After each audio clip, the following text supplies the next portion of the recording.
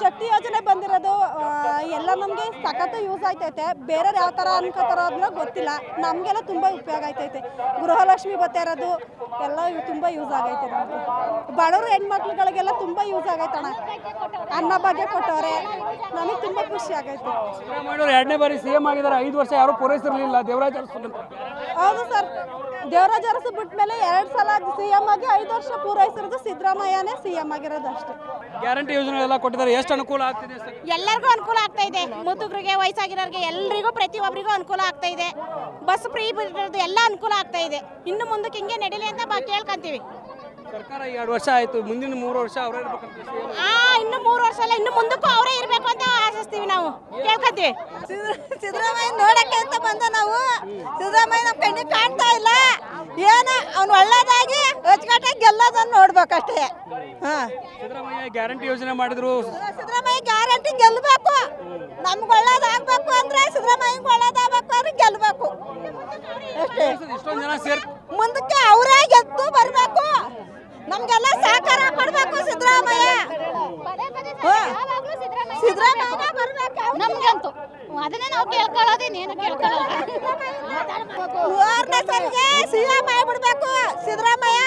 ನಮ್ಗೆ ಸಹಕಾರ ಮಾಡೋದೆ, ನಮ್ಗೆ ಅದ್ರ ಅಂತಲ್ಲ ಮುಂದಕ್ಕೂ ಸಹಕಾರ ಮಾಡ್ಕೊಂಡು ಹೋಗ್ಬೇಕು ಸಿದ್ದರಾಮಯ್ಯ. ಆಯ್ತು ಕಣಪ್ಪ, ಸಿದ್ದರಾಮಯ್ಯ ಅವ್ರು ಒಳ್ಳೆಯ ಪಾಪ ಎಲ್ಲರಿಗೂ ಆಶೀರ್ವಾದ ಮಾಡ್ತಾವ್ರೆ. ಅವ್ರು ಒಳ್ಳೇದಾಗಿರ್ಬೇಕು. ಜನ ಸಿದ್ದರಾಮಯ್ಯನ ಬಲ್ದಿಲ್ಲ ಸೇರವ್ರೆ. ಈಗ ನಮ್ಮ ಸಿದ್ದರಾಮಯ್ಯ ನಮ್ಗೆಲ್ಲ ಹುಡುಗರಿಗೆ, ಮಕ್ಕಳಿಗೆ, ನಮ್ಮ ಬಸ್ಗೆ ಎಲ್ಲಾರನ್ನೂ ಕೊಡ್ತಾ ಇದ್ದಾರೆ. ಹುಟ್ಟುವಾಗಿ ಕೊಡ್ತಾ ಇದ್ದಾರೆ. ನಮಗೆ ದುಡ್ಡು ಬರುತ್ತೆ, ಗೃಹಲಕ್ಷ್ಮಿ ದುಡ್ಡು ಬರುತ್ತೆ. ಸಿದ್ದರಾಮಯ್ಯಗೆ ನಮ್ಗೆ ಅವ್ರನ್ನ ನಾವು ಉಪಕಾರ ಹೊಂದಿದ್ದೀವಿ ಎಲ್ಲದೂ.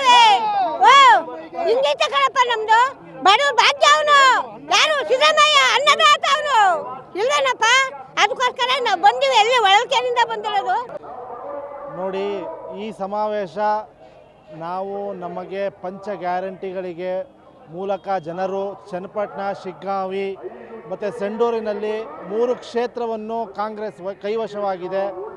ಈಗಾದರೂ BJP ಹಾಗೂ JDS, ದೇವೇಗೌಡರು ಹಾಗೂ ಕುಮಾರಸ್ವಾಮಿ ಅವರು ರಾಜ್ಯದಲ್ಲಿ ನೀಚ ರಾಜಕೀಯವನ್ನು ಬಿಟ್ಟು ಮೂಢ ವಾಲ್ಮೀಕಿಯನ್ನು ರಾಜಕೀಯವನ್ನು ತಕ್ಕ ಶಾಸ್ತಿ ಮಾಡಿದ್ದಾರೆ.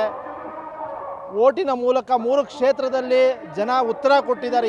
ಇವಾಗಾದರೂ ನೀಚ ರಾಜಕೀಯವನ್ನು ಬಿಟ್ಟು ರಾಜ್ಯದ ಅಭಿವೃದ್ಧಿಗೊಂದಿಗೆ ಕೈ ಜೋಡಿಸಬೇಕು ಅಂತ ನಾವು ಕಳಕಳೆಯ ಮನವಿ ಮಾಡ್ತೀವಿ.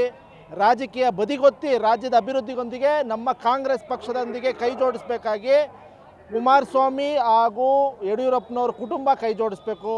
ಈ ನೀಚ ರಾಜಕೀಯವನ್ನು ಬದಿಗೊತ್ತಿ ಮೂಢವನ್ನು ಬದಿಗೊತ್ತಿದ್ದಾರೆ, ವಾಲ್ಮೀಕಿಯನ್ನು ಬದಿಗೊತ್ತಿದ್ದಾರೆ. ನಿಮ್ಮ ನೀಚ ರಾಜಕೀಯಕ್ಕೆ ಇಂದು ಹಾಸನ ಜಿಲ್ಲೆಯಲ್ಲಿ 3.5 ಲಕ್ಷ ಜನಸ್ತೋಮನೆ ಸಾಕ್ಷಿಯಾಗಿದೆ. ಹಾಗಾಗಿ ನಾವು ರಾಮನಗರ ಜಿಲ್ಲೆಯನ್ನು ಕೈವಶ ಮಾಡಿಕೊಂಡಿದ್ದೀವಿ. ಮುಂದಿನ 2028ಕ್ಕೆ ನಾವು ಹಾಸನ ಜಿಲ್ಲೆಯನ್ನು ಕೈವಶ ಮಾಡಿಕೊಳ್ಳುವ ದಿನಗಳು ಹತ್ತಿರವಾಗಿದೆ. ದೇವೇಗೌಡರ ಕುಟುಂಬದಿಂದ ಹಾಸನದ